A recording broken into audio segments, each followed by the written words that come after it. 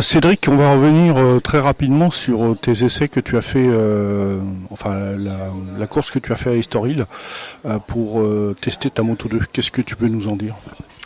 Eh ben, c'était une course, un week-end intéressant.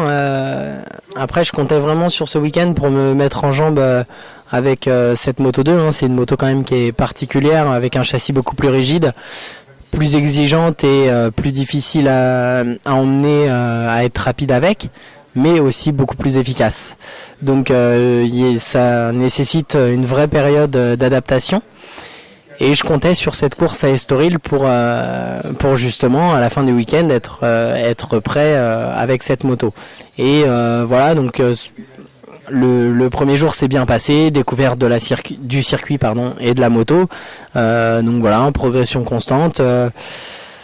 Après, on a été handicapé un peu par le temps pluvieux vendredi et samedi, ce qui nous a beaucoup retardé justement dans la mise au point, pas seulement de la moto, mais plus de moi sur la moto.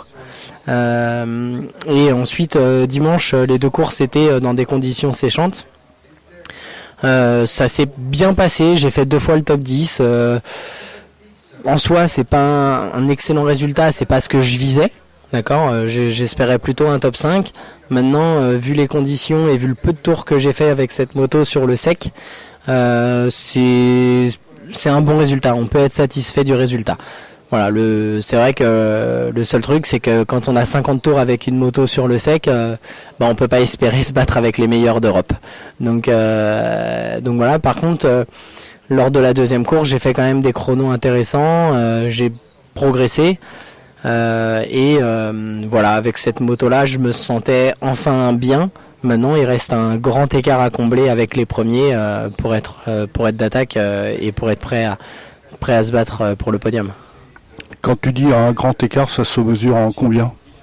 Là, avec Jesco Raffin, qui est un ancien pilote de Grand Prix, c'était le coéquipier de Tom Luthi l'année dernière. Il a fait, je pense, une 5e ou une 6e place à Phillip Island l'année dernière.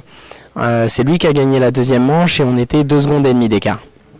Donc c'est un grand écart, mais voilà, on n'a pas du tout la même expérience de la moto. Moi j'ai fait 50-60 tours sur le sec avec la moto, donc c'est à la fois grand et à la fois encourageant.